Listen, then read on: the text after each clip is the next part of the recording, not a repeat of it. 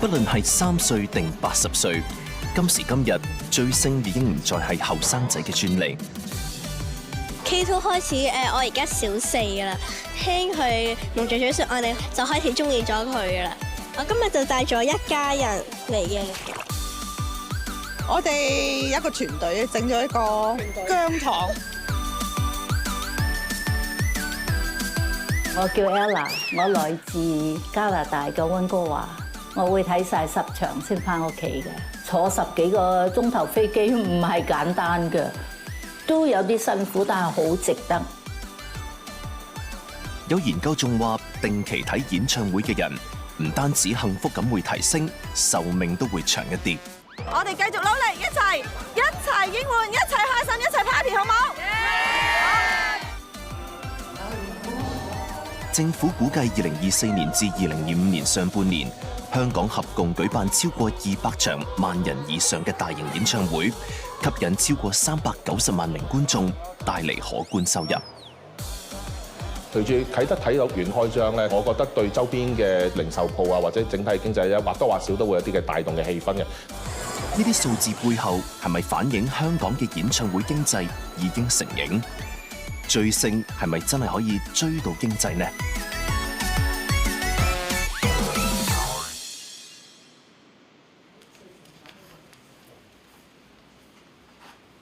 呢都係好靚仔嘅，又或者可能係啲成張嗰啲一大張嗰啲報道咯。見到有乜，見到報紙就剪報紙，見到雜誌就剪雜誌，咁啊儲埋一堆咁樣咯。追星追咗超過30年嘅 Mayfi， 每次偶像開演唱會，佢都會盡量抽空去睇。今年3月，佢嘅偶像一連開咗10場演唱會 ，Mayfi 就睇足5場。其實由小學嗰時佢啱啱出道嗰時就已經中意。以前細個咧冇乜自信啦，即係同埋屋企又即係細個啦，加上唔會話好多錢，其實就咁睇下電視咁樣中意，又或者覺得啊好開心，啲歌好好聽，其實就好簡單。一個小朋友咁樣，一個學生咁樣中意咯。Mayfi 話細個追星好簡單，都係聽下歌，儲下剪報咁。後嚟成為咗歌迷會一份子，就開始約埋一大班志同道合嘅人一齊睇演唱會，仲不時會搞下聚會。我由以前好 I 人，到而家就係會嘗試去接觸唔同嘅人啦，或者去統籌啲活動，或者嘗試大家 gather 埋一齊。即係有啲歌迷同我講話啊，我一個人睇㗎咋。其中一個歌迷嘅故事就係佢話之前屋企人離開啦，咁跟住佢聽呢歌。咁咧，佢話如果冇歌迷會咧，佢就會死。咁所以我哋就一班人一齊好努力，係咯，好似一家人咁樣去支持，一齊開心，一齊 gather 咁咯。Jackie 係歌迷會會長，為咗令歌迷有個聚腳點，佢自己出錢喺灣仔呢個地方設立總部，入面放咗超過200件偶像嘅珍藏。包括人形紙板同特大海報等等，仲不時開放俾歌迷嚟參觀打卡。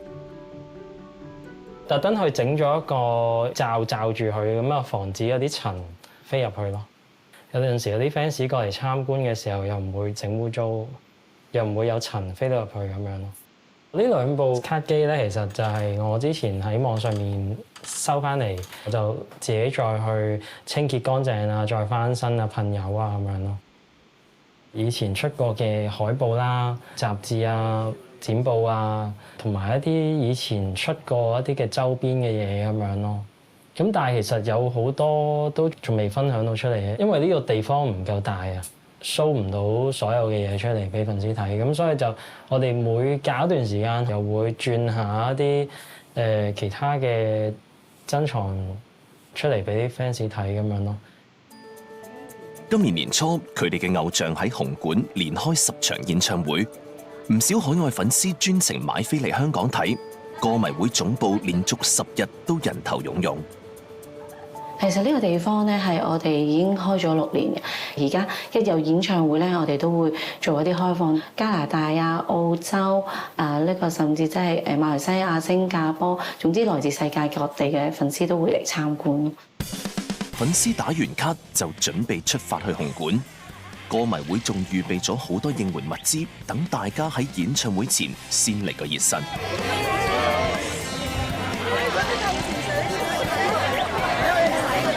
我們是從西安來的，我看了2場，去了香港的那個花卉展，有去西九龍文化區，然後又去馬灣3天2晚的。港幣的話就等於10多天了。都每次對別人說紅館永遠的神，因為它真的是很好辦演唱會的最佳的地點。香港嘅演唱會經濟要由80年代講起。1983年可以容納過萬觀眾嘅香港體育館，俗稱紅館，正式啟用。規模遠超只得3000幾個座位嘅伊利沙伯體育館，為香港演唱會工業揭開序幕。80年代尾至90年代初，粵語流行曲進入黃金時代，唔少天王巨星嘅演唱會經常都會開20-30場，紅館亦都成為天王巨星嘅聖地。時至今日，香港每年舉辦大概250場大小型演出，場地需求日益增加，為吸引更多國際級巡演嚟香港舉行，最多可以容納5萬人嘅啟德體育園主場館喺2025年3月正式開幕，連同亞洲國際博覽館、香港體育館以及伊利沙伯體育館等等在內，由2024年至2025年上半年，政府估計已經吸引超過390萬人次觀眾入場。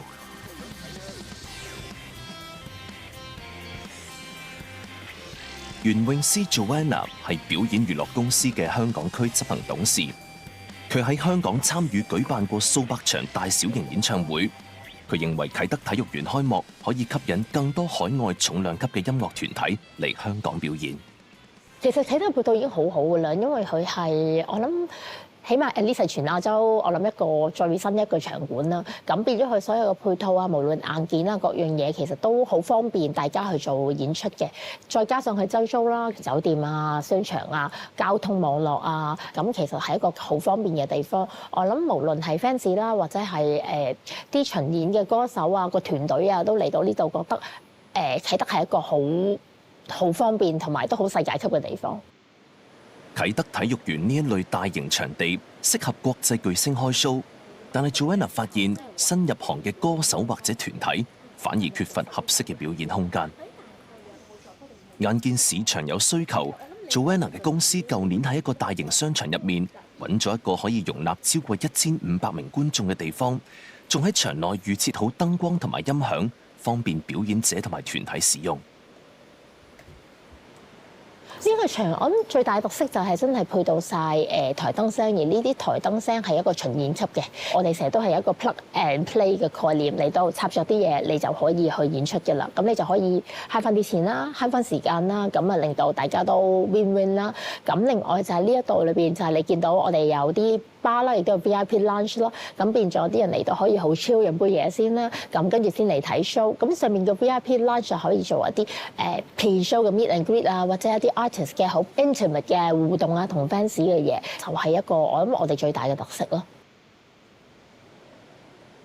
Joanna 認為單靠演唱會本身並唔足夠，必須要有一套完整配套先至可以發揮演唱會經濟嘅效益。佢哋嘅場地選址喺大型購物區，都係睇中附近有食肆、商店同埋完善嘅交通配套。啲 event 就唔係演唱會，唔係淨係 show day 嗰幾日啦。我哋見到由前期有 pop up store 啊 ，fans 早啲嚟嘅互動啊，到 show day 嗰幾日嚟睇 show 之餘，仲有好多唔同嘅 fans engagement 啦。post show 之後又有好多唔同嘅嘢發生，其實係一連串嘅唔同嘅嘢。咁其實都吸引到好多除咗本地嘅歌迷啦，咁海外歌迷啦，餐飲啊、旅遊啊、酒店啊、零售啊各方面啦，咁呢一方面我諗對香港都係一個好大嘅經濟嘅得益啦。咁另外其實喺巡演嘅團隊裏邊，可能都有100幾200人啦。佢哋嚟到香港，佢哋都會有消費啊各樣嘢稅收啦，因為 artist 嚟表演都會交稅啦。特別喺啟德體育園裏邊，當你做緊一個5萬人嘅場，其實個勞動人口都好多咧。無論我哋 security 啊、guest service 啊、台燈聲嘅搭台嘅同事啊，睇唔到喺後邊 support 緊我哋嘅人。我諗過千人嘅勞動人口喺度幫緊手咯。咁變咗，我覺得成件事係真係除咗大家見到旅遊業會有啦，咁喺本土裏邊其實係啦，嗰個工作啊各樣嘢都會對香港有幫助咯。有市場學系教授認為，現時舉辦演唱會非常注重體驗營銷，除咗俾觀眾睇演唱會，仲要配合演出前後嘅安排，例如餐飲、購買限量產品等等嘅體驗。喺個 event management 嗰度咧都提及到，其實前期我哋有啲活動打熱啊，即係將我哋有個主活動之前，我哋可能做一啲嘅所謂 preparation 打熱咗嗰個氣氛啊。之前可能做一啲小型啲嘅發佈會啊等等，咁令到我哋個主體活動咧係更加可以吸引多啲觀眾，而後續咧亦都冇忘記我哋可以有啲所謂 after taste 啊，所謂 after taste 嘅活動咧係可以幫我哋吸引觀眾咧下一次再嚟嘅。鄺家麒認為啟德體育園同新嘅小型場地出現之後，應該要進行市場分割，利用每個場地嘅特色，為市場各大小演出做合適嘅規劃。其實業界亦都可以考慮一下，唔係淨係將個焦點放喺啟德體育館嘅。當然嗰個 capacity 個 size 係好大，咁但係亦有啲我哋叫 niche market 啦。其實一啲我哋見到啲新進嘅表演者啊，佢可能一時之間未必可以號召到咁多嘅觀眾，咁但係亦都唔係代表佢冇呢個嘅價值。有一啲嘅朋友都會中意㗎嘛。咁我所以覺得其實就唔係一窩蜂去晒一個最好嘅最大嘅場地，反而我哋要一個嘅所謂市場嘅規劃，邊一啲嘅人客或者邊一啲嘅表演者安排喺邊啲場地。全球各地都開始發展演唱會加，即係演唱會結合文化或者零售為題嘅大型活動。呢個概念喺本港實行成點樣？係咪真係可以推動演唱會經濟？下一節再睇。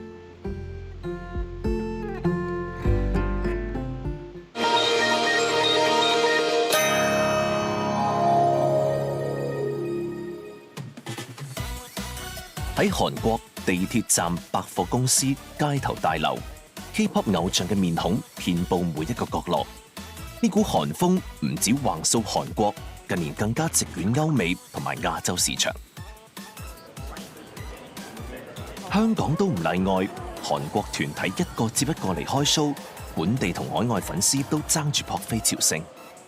我是來見 Jennie 的，我最愛的偶像。他之前在 BLACKPINK 的時候，他在馬來西亞、新加坡、還有香港，以及他現在在香港嘛。然後今年好像7月份要去東京。今年3月初喺亞洲博覽館舉行嘅潮流文化活動，邀請咗多位韓國歌手同埋團體嚟開演唱會。場內設有市集，吸引超過160個品牌，以及超過400位創作者同埋藝術家嘅作品同演出。觀眾嚟睇 show， 仲可以買嘢消費。Bro, a lot, $20,000 Hong Kong dollars. We will follow you wherever you go. You can see my face everywhere. Okay, Jennie, BLACKPINK. 活動一共吸引超過36,000人入場，約48%為訪港旅客，當中內地旅客佔38%，其餘嘅係嚟自美國、日本同埋新加坡等地。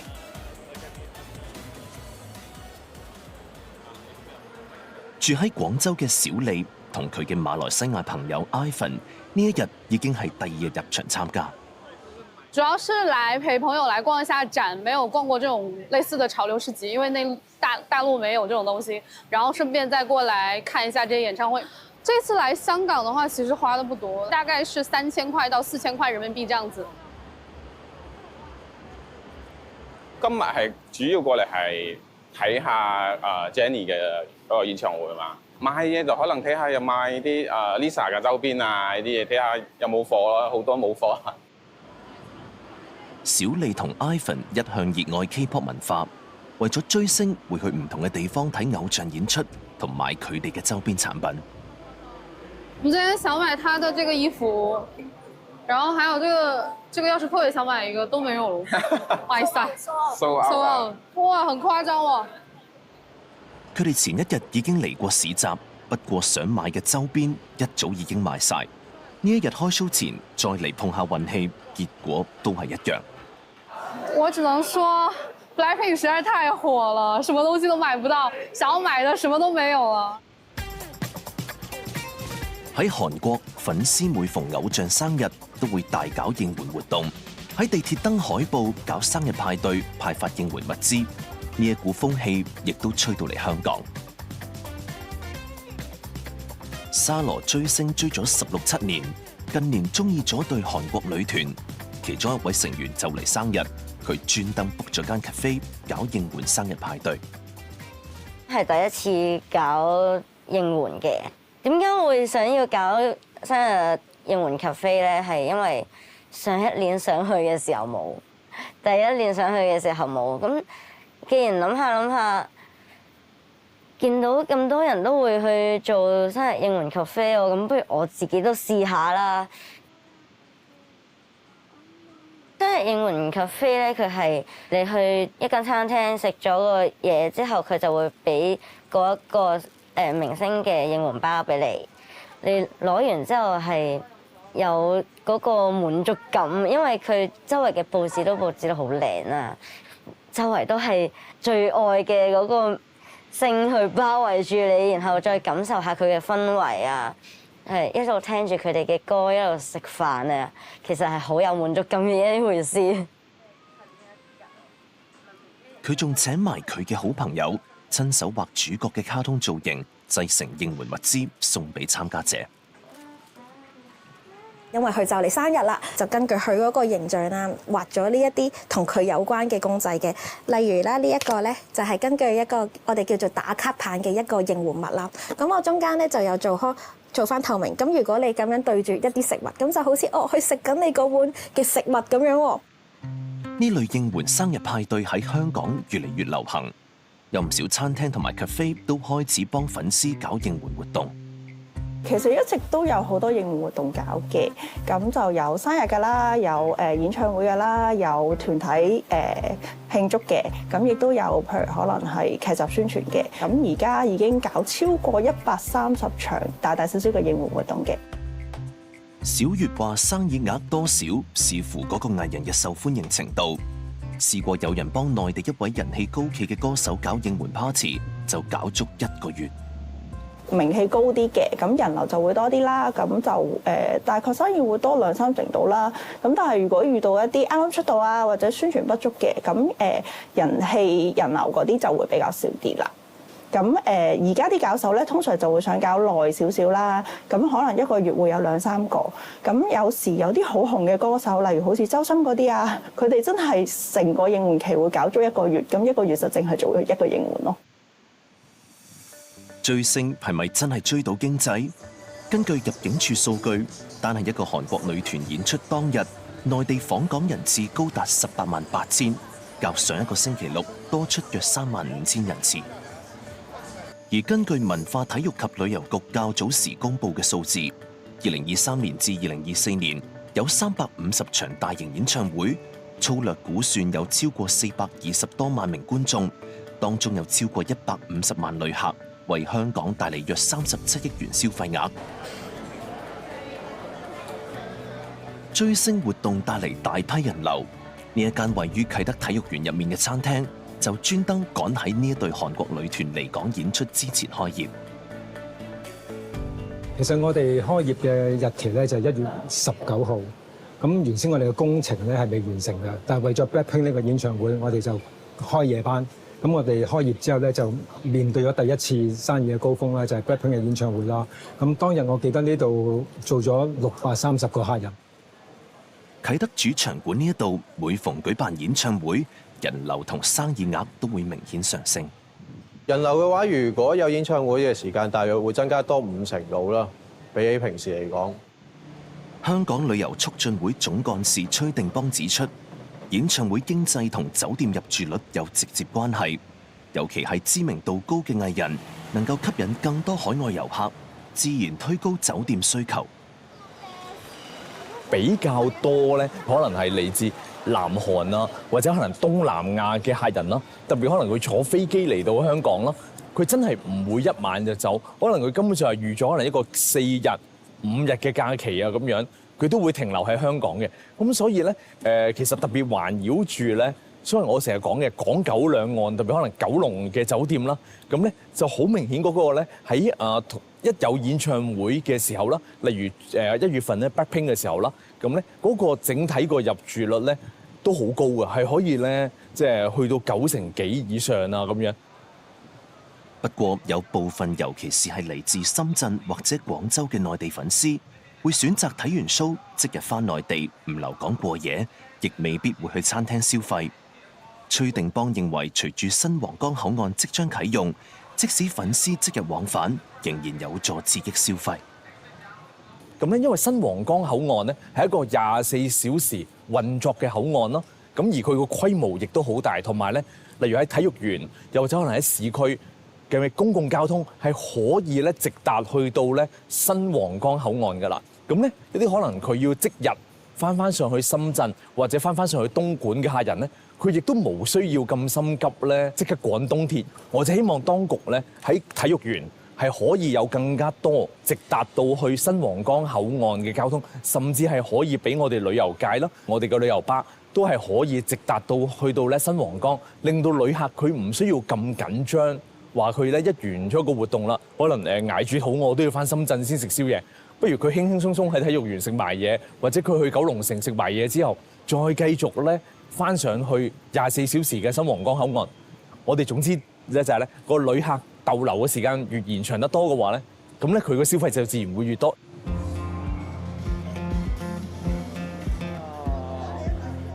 有學者認為，業界應該加強合作，利用跟住偶像走嘅消費模式，搞活演唱會經濟。